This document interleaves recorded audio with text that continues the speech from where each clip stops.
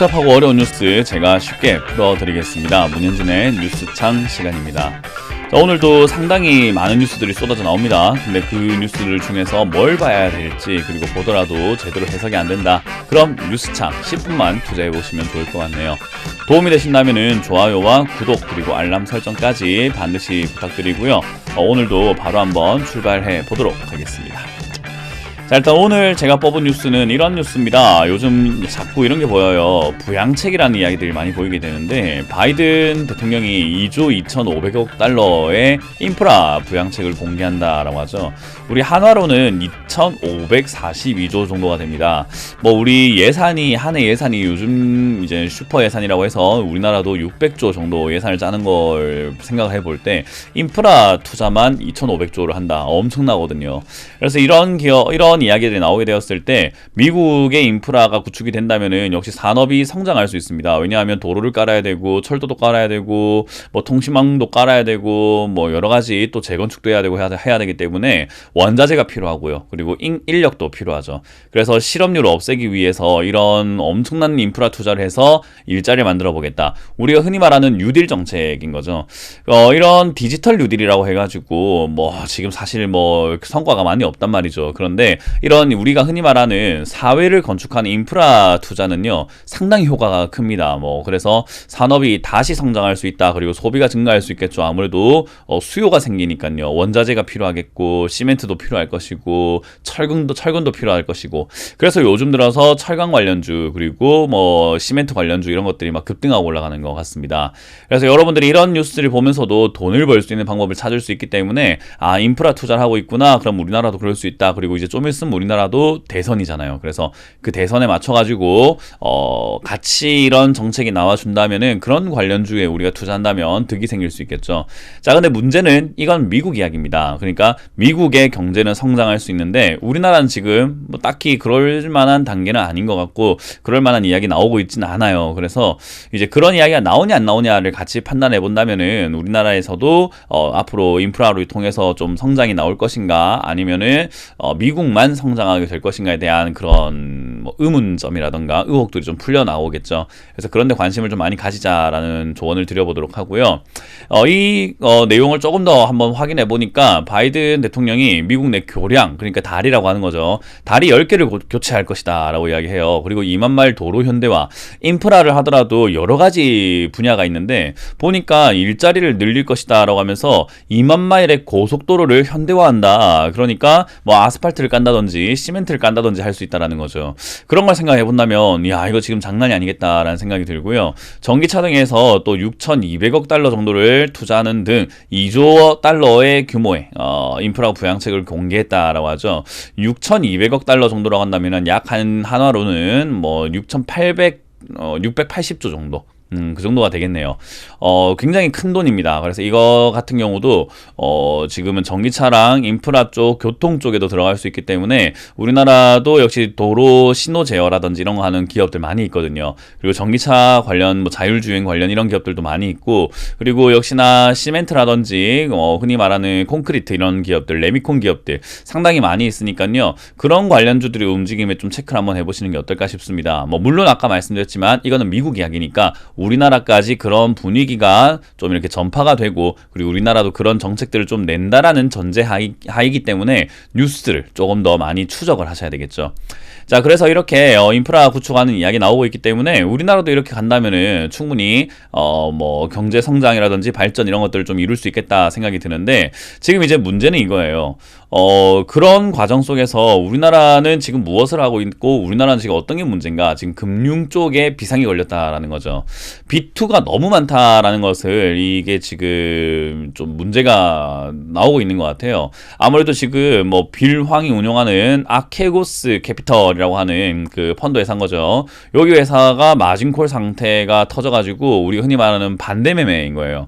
그 반대매매 터져가지고 은행들이 엄청나게 지금 좀 손실을 많이 봤거든요. 근데 이 최소 40% 증거금률 이상인 신용융자는 주가 급락 시 반대매매가 나와도 초대형 손실로 이어지기 쉽지 않다. 그러나 그 이상인 기업들은 조금 위험할 수 있다라는 거예요. 그래서 이제 그런 것들을 생각 한번 해본다면은 지금 B2가 너무 많기 때문에 지금은 괜찮은데 하락할 때 이거 야, 초대형 손실이 나올 수도 있겠다라는 그런 내용들도 좀 보여지게 되고요. 이런 것들을 봤을 때, 역시나 지금 우리나라는 문제가 B2 그리고 투자 너무 활성화가 되어 있는데 그게 지금 충격이 왔을 때 과연 괜찮을 것인가에 대한 문제가 계속 있는 거예요. 뭐 어떤 분들이 보기엔 그래요. 아니, 문제 아직 안 터졌는데 자꾸 저런 것만 걱정하면 됩니까? 라고 생각할 수 있지만, 뭐든지 간에 소 잃고 외양간을 고치는 게 아니라 외양간부터 정비해놓고 소를 잘 가둬야 되는 게 아닐까 싶습니다. 그래서 이런 것들도 우리가 한번 생각을 해봐야 되고, 인프라 구축이라고 하는 그런 부분들이 아직까지 이야기 나오지 않고 있기 때문에 그런 부분도 우리가 한 번쯤은 생각을 한번 해봐야 될 것 같아요. 미국은 하고 있지만 우리나라가 하지 않는다. 미국은 금리 인상 안 한다 하지만 우리나라도 안 할까? 그런 식으로 요즘에 많은 투자자들이 미국이 거의 한국인 것처럼, 그러니까 여러분들이 미국인 것처럼 생각하고 뭔가 좀 너무 안심하는 느낌이 있거든요. 그래서 미국 뉴스는 미국 뉴스일 뿐이고 우리나라는 우리나라대로 봐야 된다라는 거, 그걸 좀 기억을 하시면 좋을 것 같아요. 그래서 방금 봤던 이런 인프라 이야기들은 미국 이야기인 거고요. 우리나라는 지금 이런 신용 문제라든지 또는 지금 뭐 정치적인 문제들이 굉장히 너무 이렇게 논란이 많기 때문에 아직까지는 이렇다 할 만한 정책 방향성이 없다라는 걸 좀 명심하셨으면 좋겠어요. 그렇기 때문에 뭐 미국이 잘 살아간다고 해가지고 우리나라도 잘 살 거야, 이런 막연한 기대감은 있어서는 안 된다라는 조언을 좀 드려보고 싶은 거니까요. 좀 체크 한번 해보시길 바라겠고, 요즘에 이제 디램 값 많이 올라가고 있습니다. 왜 그런가? 공급 부족이라고 하죠. 이제 수요가 자동차라든지 이런데 저런데 이렇게 많이 필요하다 보니까 이제 수요가 좀 증가하고 있는데 공급이 딸리죠. 왜냐하면 코로나로 인해 가지고 원자재 수급도 좀 힘들 것이고, 인건비 역시나 사람을 쓰는 것도 좀 힘들고 이러다 보니까 아무래도 공급이 조금 힘들어지니까 이것도 20% 정도 오른다라는 거예요.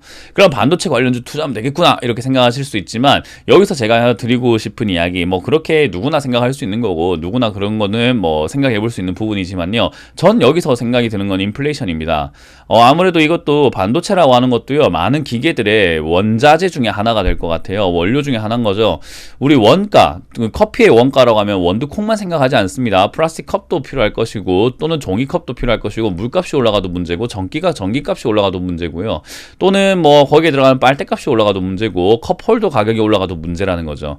그러니까 여러 가지 가격들, 원가가 올라가면은 인플레이션, 물가가 상승하는 경우들이 생기게 되는데, 반도체 가격도 올라가고 있다라는 것은 구리값 오르고, 은값 오르고, 금값 오르고, 주식값 오르고, 기름값 오르고, 쌀값 오르고, 밀가루값 오르고, 땅값도 오르고, 뭐 석회 가격도 올라갔고요. 많은 가격들이 지금 뭐 유리 뭐 전부 다 올라가고 있단 말이에요. 그런 과정 속에서 이제 디램 가격까지 올라간다. 야, 이거 조금 문제가 생기지 않을까라는 생각도 가끔 한번 해보게 되는 것 같습니다. 그래서 올해에 우리가 화두에 던질 수 있는 올해의 가장 중요한 단어는, 경제에 있어서 가장 중요한 단어는 무엇일까라고 하면 인플레이션이 될 텐데, 그 인플레이션에 대한 내용들을 이렇게 디램 가격 오르는 것에도 우리가 좀 포인트를 찾아야 되지 않나 싶습니다. 그래서 어쨌든 가격이 올라간다는 것은 우리 반도체 산업들 역시나 이제 이익이 좀 증가할 수는 있다라는 것을 생각할 수 있기 때문에요. 반도체 장비업종 쪽으로 여러분들이 관심을 가진다면은 저는 반도체 장비업종이 조금 더 재밌을 것 같다 생각이 들어요. 반도체를 만드는 회사보다 영업이익이 늘었으니까 투자를 하겠죠. 그리고 공급이 부족하다고 하니까 공장을 짓겠죠. 그럼 장비가 필요할 거 아닙니까? 그래서 반도체 장비업종으로 여러분들이 관심을 가진다면은 저는 좀 재미가 있을 것이다. 아직 안 올라간 기업들이 많기 때문에 더 많은 재미를 발굴할 수 있을 것이다 생각을 하고 있고요. 이제 그럼과 동시에 우리나라 전체 시장의 분위기를 생각해 본다면은 인플레이션이 올 수 있다. 그 말은 결국 금리 인상이 갈 수 있다라는 거니까요. 금리 인상에 대한 여러분들이 포인트를 좀 잡고 이런 뉴스들도 하나하나 보시는 것이 어떨까 싶습니다.